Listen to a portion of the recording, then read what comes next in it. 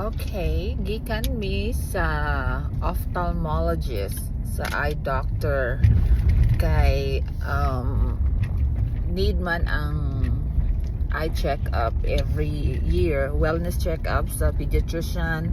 Unya kung mo fail ka sa eye check-up, i-refer ka nila sa ophthalmologist. So karong panahona ang mga children and even adults have more screen time than outside time. So ang ang vision mo ubos. So importante nga you have to go visit your eye doctor or ophthalmologist para ma-screen ang imong mata, kay ang atong mata is very important.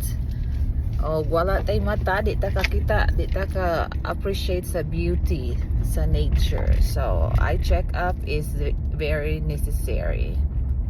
Okay, see you later.